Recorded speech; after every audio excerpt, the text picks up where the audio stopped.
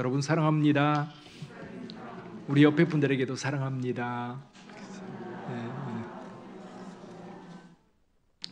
우리 교회 광야 시대가 시작되었습니다. 이해가 되세요? 우리가 이제 편안하게 예배를 드리다가 이제 교회가 건축을 시작하면서 이곳에서 첫 예배를 드리는데요. 저는 엊그제 기도를 하다가 그런 생각이 들었어요. 우리 교회 광야 시대가 시작됐구나. 광야 시대라고 한다면 이 광야 어떤 의미가 있을까요? 몇 가지 굉장히 중요한 의미가 있어요. 첫째는 뭐냐면 광야는요 불편해요. 광야는요 안락하지 않아요.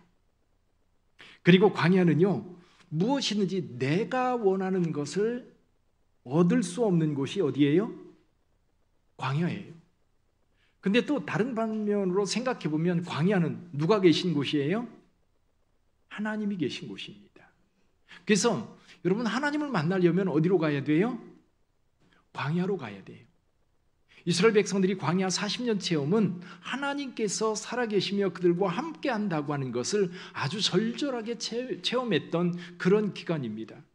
그래서 호세아 선지자 같은 경우는 아예 이스라엘 백성들을 데리고 광야로 나가기를 원했어요. 예수께서도 40일 동안 광야에서 기도하셨지요. 그래서 하나님을 만나려면 광야로 가야 되는데 우리 교회가 더 하나님을 깊이 체험할 수 있는 절호의 기회다. 아멘. 이 광야 시대에 하나님을 더 깊이 체험하고 또 하나님께 주신 은혜를 더 많이 경험하시기를 바랍니다. 그래서 광야에서는요 모든 것을 누가 책임져 주셔요? 하나님께서 채워주셔요. 하나님께서 책임져 주셔요. 먹을 거리 채워주십니다. 마실 물 채워줍니다. 뜨거운 때볕을 가릴 수 있는 구름, 그것으로 백성들을 가려주시고 밤에는 추우니까 따뜻하게 온기를 마련해서 공급해 주시는 하나님. 그래서 이 광야 시대에 하나님께서 우리를 도우시는 하나님의 풍성한 은총을 더 깊이 경험할 수 있기를 바랍니다. 또 한 가지가 뭐냐면요 필요한 것은요 부족하지 않게 채워줘요. 이게 무슨 의미냐면 좀 전에 내가 원하는 것을 얻을 수 없는 것이 광야인데요 필요한 것은 하나님께서 반드시 채워주시는데 어떻게 채워주셔요? 부족하지 않게 채워주셔요. 여러분 광야 생활하면서 이스라엘 백성들이 뭔가 부족했다고 그들이 불평을 했는데 불평한 걸 가만히 들여다보면 하나님께서 주시는 것은 다 있었어요. 그들이 원하는 거 채워주지 않는다고 불평했을 뿐이지. 그래서 여러분 우리가 이곳에서 광야 생활을 하면서 하나님을 더 깊이 경험하고 하나님이 채워주시는 그 은혜를 더 많이 경험할 수 있기를 주님의 이름으로 축원합니다.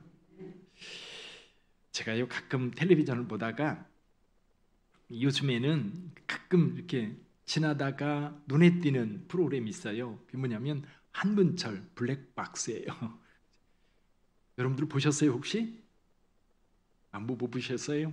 저는 가끔 보는데 이유가 뭐냐면 저도 늘 운전을 하니까 도로에서 많은 사건 사고가 일어납니다. 엊그제도 길을 가다가 두 차가 이렇게 부딪혔나 봐요. 근데 앞차가 벤츠예요. 그 뒷차는 황당한 거예요. 위에서 잡아갔으니까 이제 보험료로도 엄청나게 나오겠죠. 또 가끔 황당한 사건들이 많이 일어납니다. 그래서 저럴 때는 누가 잘못됐을까? 내 나름대로 판단하지만 분명하게 법적인 근거를 가지고 판단하는 모습이 있으면 나에게도 도움이 되지 않을까 그런 생각에서 가끔 보거든요. 근데요 한 프로그램에 나와서 이 변호사님한테 이렇게 물었어요. 변호사님은 편안하게 운전하세요? 그랬더니 이분 아니요 저는 운전 못합니다. 왜요? 하도 많은 사건 사고를 보니까 도로에 운전할 수가 없대요. 너무 겁나서. 그래서 가끔 와이프 차를 타고 가면 가만히 있지를 않는다는 거예요. 그래가지고 여보 조심해. 아니 저 차가 왜 이래? 그러면서 난리를 치는 거예요. 근데 보통은 남편이나 아내가 운전을 하면 제일 편하잖아요. 여러분은 어떠세요? 아니라는 표정인 것 같은데 근데 어쨌거나 이 사건 사고가 많으니까 이분에게는 도로에서만큼은 믿음이 없어진 거예요. 편안하게 행동할 수가 없는 거예요. 늘 불안하고 늘 두려운 거지. 물론 그분에게는 그 면에서만 그렇겠지요. 근데 여러분, 저와 여러분들의 삶을 한번 보시기를 바랍니다. 우리가 이 땅에서요 편안하게 살려면 무엇이 있어야 돼요? 믿음이 있어야 합니다. 믿음이 있는 사람들은 두려움이 없어요. 믿음이 있는 사람은 불안하지 않아요. 믿음이 있기 때문에 여러분 그 상황 속에서 편안할 수가 있어요. 근데 오늘 본문의 말씀에 보니까요, 이 제자들은 편하지가 않았어요. 19절 한번 말씀 볼까요? 19절에 이렇게 말씀하고 있어요.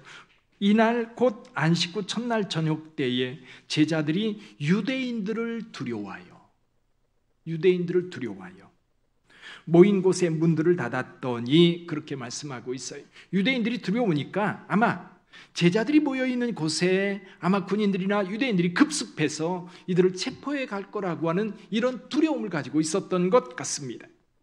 자, 그러다 보니까 제자들은 문을 꼭꼭 걸어 잠그고 있음에도 불구하고 마음에 굉장한 두려움이 있는 거예요.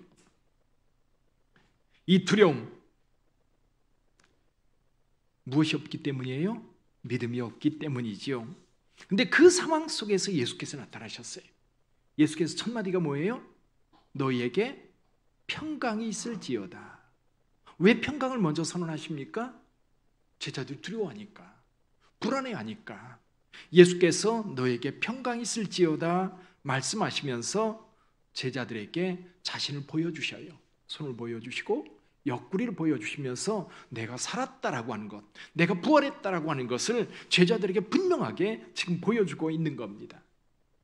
그러면서 예수님께서 제자들에게 숨을 내쉬면서 성령을 부어주셔요. 그리고 제자들에게 무슨 권세를 주셔요? 죄사함의 권세를 주십니다. 근데 이 자리에 공교롭게도 누가 없었어요? 도마라고 하는 제자가 없었습니다.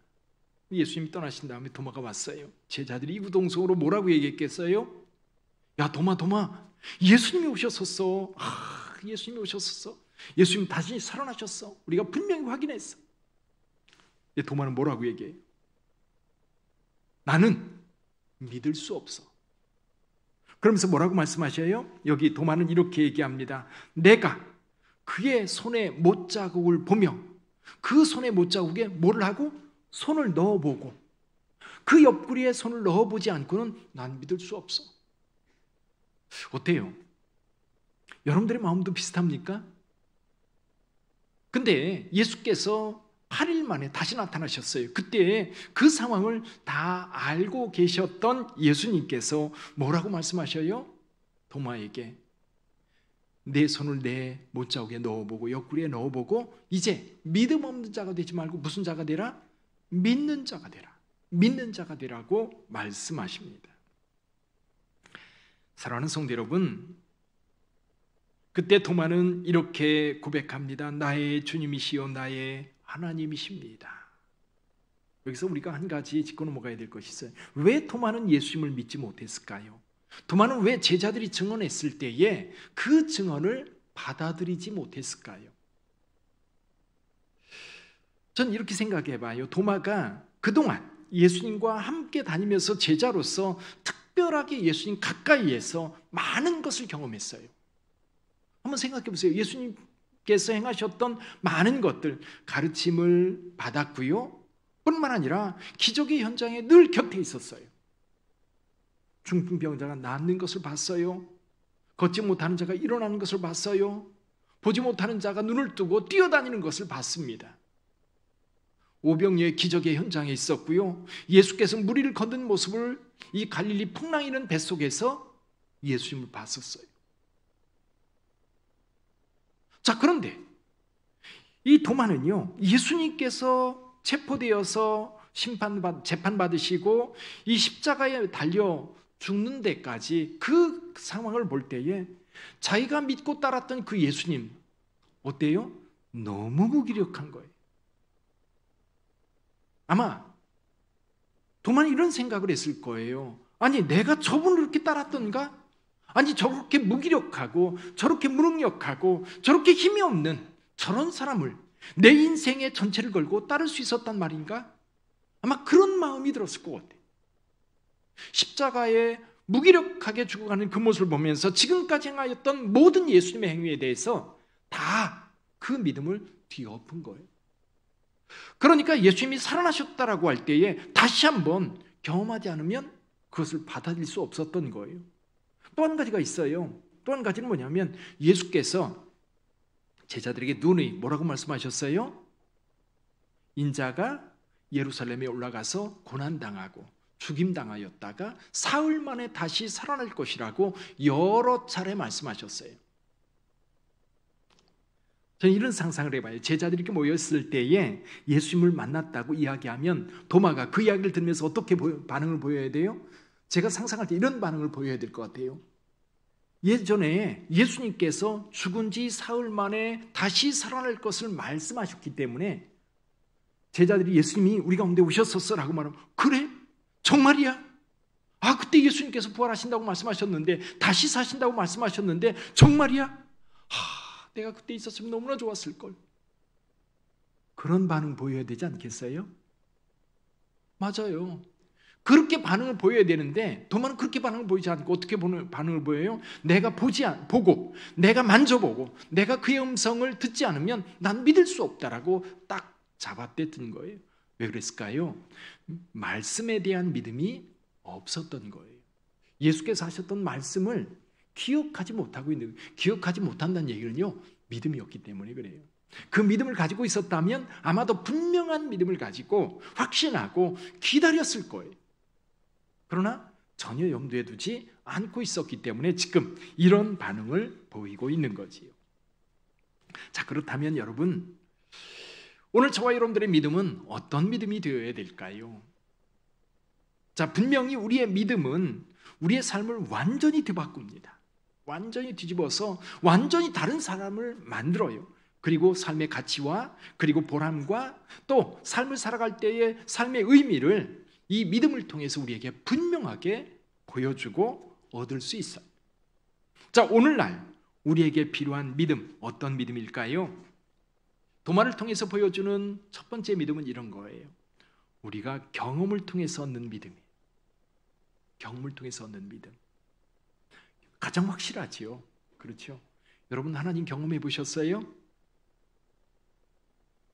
속으로만 대답해도 돼요.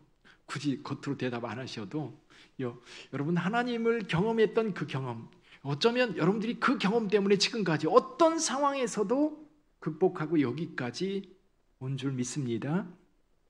근데요, 우리 개인적인 경험은 굉장히 일천해요. 물론 어떤 사람은 굉장히 다른 사람이 볼 때도 대단한 경험을 한 경우도 있긴 있습니다만은 대부분의 성도님들은 일상 속에서 조금씩 경험할 뿐입니다. 그런데요, 경험하고도 느끼지 못할 때도 진짜 많아요. 그렇죠?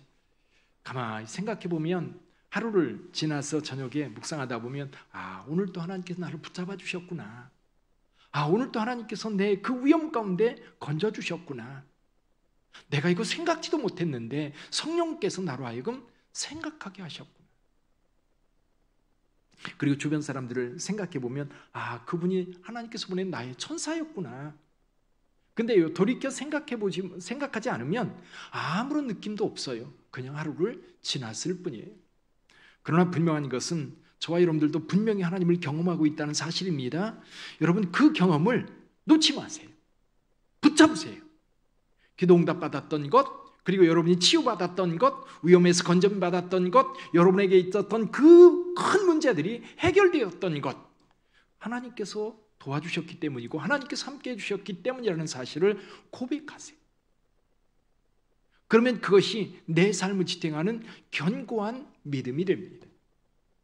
작은 경험이라도요, 그것을 잊지 마시고 기억하시고 또 여러분이 경험한 것을 다른 사람들에게 말하세요. 잊지 않는 것 가운데 한 가지가 말하는 거예요. 공부를 잘하는 학생일수록요, 선생님한테 질문을 잘한대요. 질문한 것은 절대로 잃어버리지 않는데요. 또 한 가지는 뭐예요? 선생님한테 배운 것을 설명하는 거예요. 그래서요, 여러분 많은 사람들이요 가르치면서 배워요. 가르치면서 배워요. 그래서 여러분들이 하나님을 경험한 것을 주변 사람들에게 말하세요. 작은 거라도 저 사람이 우습게 생각하면 어떡해? 아니에요. 내 경험은 특별하거든요. 그리고 여러분이 경험을 바탕으로 한 믿음이 있고요. 두 번째 믿음이 있어요. 그건 뭐냐면 간접 믿음이에요. 다른 사람이 경험한 믿음. 그것도 내 믿음으로 승화시키세요. 여러분, 우리가요, 성경을 읽는 것은 성경에 우리가 경험한 게 아니잖아요. 특히 복음서 같은 경우는 사도들, 즉 예수님의 제자들이 곁에서 예수님을 경험했던 그것을 우리에게 증언해 주고 있어요. 우리가 성경을 믿는다는 얘기는 사도들의 증언을 내가 믿음으로 받아들일 때 이 성경의 역사가 내 역사가 되는 거예요. 아멘. 그래서 간접 경험이라고 하는 것이 굉장히 중요한데 예수님께서 그 얘기를 하시는 거예요. 너는 본고로 믿느냐? 보지 않고 믿는 자가 더 복이 있다고 말씀하시는 이유가 그겁니다. 다른 사람이 경험한 하나님의 경험, 그 경험을 놓치지 마세요. 버리지 마세요. 내 경험으로 만드세요. 그것이 성경의 이야기고요. 또 한 가지, 우리 신앙 공동체 안에서 경험한 분들이 있어요. 여러분, 간증을 잘 들으세요. 저는 요즘에 그 새롭게 하소서를 다시 많이 들어요. 늘 시간만 되면 새롭게 하소서에서 간증하는 분들 이야기를 들으면서 그런 생각이 들어요. 역시 하나님은 살아계시구나. 역시 하나님은 우리 곁에 계시구나. 역시 하나님은 우리의 모든 문제를 해결해 주시는 그런 분이구나. 사랑하는 성도 여러분, 교회 안에서도요, 하나님의 은혜를 경험하는 분들 많아요. 우리 교회 안에도 얼마 전에도 질병에 고침받은 성도들, 또 기도에 응답받은 성도들, 그런 경험이 있어요. 그거를요, 알아세요. 그러면 내 이야기를 듣는 그분도 내 이야기 때문에 믿음이 생기는 거예요. 그래서 우리 공동체가 하나님을 경험했던 것을 공유할 수 있기를 주님의 이름으로 축원합니다. 다른 사람이 경험한 하나님 경험을 버리지 마시고 그 경험도 내 경험으로 승화시키면 내 경험 속에서 하나님의 역사가 풍성하게 드러나게 되는 거죠. 아멘. 세 번째는요, 이 믿음을 행동으로 옮기는 믿음으로 만드시기를 바랍니다. 요게요, 도마를 통해서 우리에게 보여줘요. 자, 첫 번째, 경험하는 믿음이 있죠. 도마는 지금 예수님을, 부활하신 예수님을 경험하기를 원했어요. 실제로 경험했어요. 그러면서 예수님께서 말씀하셨죠. 이 경험으로 끝내지 말라는 거죠. 두 번째 단계는 뭡니까? 사실 경험하면 반드시 우리가 해야 될 것이 한 가지가 있는데 그게 뭐냐면 고백입니다. 고백. 도마는 예수님을 경험하고 부활하신 예수님을 경험하고 나서 나의 주님이요 나의 하나님입니다. 고백했어요. 베드로는 가이사랴 빌립보에서 뭐라고 고백해요? 주는 그리스도시요 살아계신 하나님의 아들입니다. 고백했어요. 도마는 나의 주님이요 나의 하나님입니다. 고백했어요. 아브라함은요 그 모리아산에서 이렇게 고백했지요. 여호와 살롬, 여호와 니시, 이런 하나님의 평강, 하나님께서 예비해 주신 은혜들을 고백한 거예요. 그래서 여러분, 다른 사람이 고백한 것, 그 고백에 대해서 우리의 고백으로, 여러분의 고백으로 만드시기를 바라요. 근데 여기서요, 이 고백 이후에 또 한 가지, 고백했으면 고백대로 사는 거예요. 아멘. 예수님을 주님으로 고백했다면 이제 도마는 전혀 다른 삶을 사는 거예요. 오직 주님의 뜻을 이루는 것으로 살아가게 됩니다. 믿음은 우리의 삶을 변화시키고 우리의 삶을 결단하게 하는 힘이 있어요. 도마는 이후에 오직 주님을 위해서 헌신합니다. 도마의 행전이라고 하는 책이 있는데요. 외경입니다. 외경에 그런 이야기가 있다고 해요. 도마는 이제 예수님의 제자들이 이제 각지로 흩어져서 복음을 전하기로 했는데 도마가 제비 뽑은 곳이 인도였다고 그래요. 인도. 그 생각해 보니까 도마가요 그동안 헌신해서 3차례나 전도 여행을 했다고 합니다. 도마는. 그래서 이 도마의 전도 여행은 사도 바울의 3번의 이 유럽 전도 여행보다 훨씬 더 먼저 이루어진 그런 선교 여행이었던 겁니다. 그럼에도 불구하고 인도에 가기를 이렇게 자꾸만 이렇게 뒤로 미루고 그랬다고 그래요. 그래서 주님께서 이 도마의 어떤 삶을 점점 낮추셔가지고 이제 가장 밑바닥까지 내려간 거예요. 그래서 주님의 직업, 예수님의 직업 뭐였죠? 목수였어요. 목수의 직업까지 가게 된 겁니다. 여러분, 이 목수라고 하는 직업이 그때 당시 고귀한 직업이 아니에요. 가장 밑바닥에 있는 직업입니다.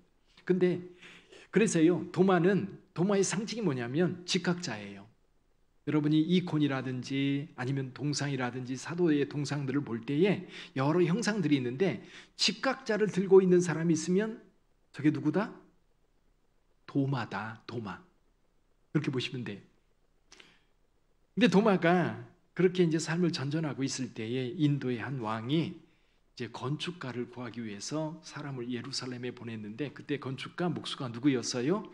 이 도마가 목수였는데 도마가 은30에 팔려서 이 인도로 가게 되었다고 합니다. 그래서 왕이 이 도마에게 돈을 많이 주면서 왕궁을 건축하라고 돈을 줬는데 이 도마가요 그 돈을 받아가지고 이 왕궁을 짓는 데 쓰는 게 아니라 이것을 가지고 가난한 사람들에게 다 나눠주는 거예요.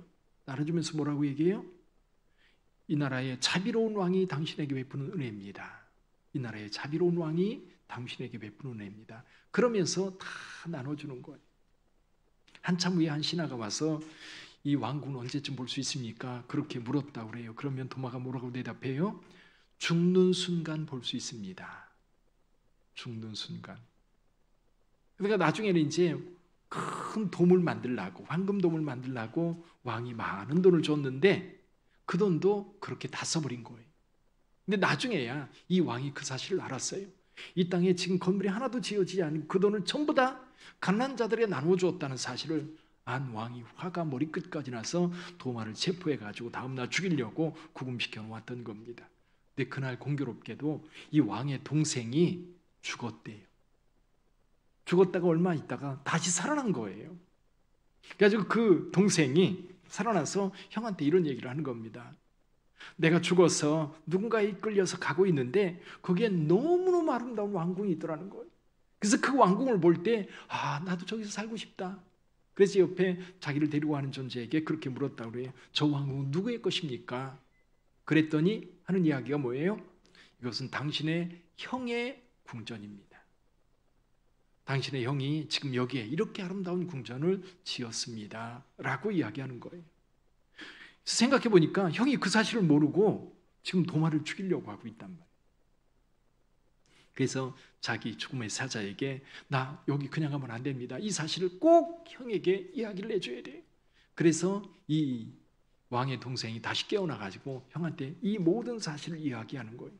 형을 위한 궁궐이 이 하나님 나라에 너무너무 멋지게 지어졌다. 누구를 통해서 지은 거예요? 도마를 통해서 지어진 거죠. 도마는 분명 건축한 거예요. 그렇지요? 어디에 건축하는 사람이에요? 하나님 나라에 우리의 왕궁을 건축하는 자였다라는 거죠. 그래서 왕이 도마를 불러다가 도마에게 복음을 듣고 도마에게 세례를 받고 그리고 인도에 복음 선포할 수 있도록 그걸 허락해서 인도에 도마교회가 오늘날까지 지금까지 유지되어 오고 있다는 사실입니다. 사랑하는 성도 여러분, 우리의 믿음을 생각해 봅니다. 우리의 믿음의 단계, 보고 경험하는 단계가 있다면 듣고 고백하는 단계, 그리고 더 나아가서는 헌신하는 단계가 있지요. 이제 우리도 주님의 몸된 교회, 빛된 교회 건축을 진행하고 있습니다. 생각해 보면 오늘 예배를 드리는 거 너무너무 감사해요. 지난 일주일을 생각해 보면 이게 창조인가 보다 그런 생각이 들어요. 그렇죠? 아무것도 없던, 진짜 아무것도 없는 곳에 이제 우리 짐이 월요일 날 들어왔는데 여기 가운데 한가득 쌓아놓은 그 짐을 볼 때 이것을 어떻게 정리하고 어떻게 예배 드릴 수 있는 공간을 만들지? 그러면서 우리 성도님들이 오셔서 조금씩 하다 보니까 어제 11시까지 했거든요. 하다 보니까 이제 방송도 할 수 있고 그래도 아직 미비된 게 몇 가지가 더 있어요. 이번 주 더 해야 될 텐데 하나님께서 이 아무것도 없는 혼돈에 공허한 그곳에 질서를 잡으시고 점점 채워서 이런 아름다운 자연을 만드셨다면 오늘 우리도 일주일 만에 예배 공간을 창조한 겁니다. 아멘. 물론 어떤 분들은 적극적으로 참여하신 분도 있고 어떤 분들은 마음만 오신 분들도 많이 계시더라고요. 그렇죠? 마음만 오셔서 그 마음이 합쳐져서 이렇게 된 줄 믿습니다. 여기는 일주일 만에 예배 주소를 만들었지만 우리가 건축하는 데는 여러분 거의 10달 정도 걸릴 거예요. 거기 10달 정도 만드는 거고 여기 일주일 만에 한 겁니다. 그러니까 좀 허접하고 부족해도 여러분들이 충분히 이해하시고 믿음을 가지고 하나님께서 아름답게 건축할 그곳을 꿈꾸시기를 주님의 이름으로 축복합니다. 기도하겠습니다.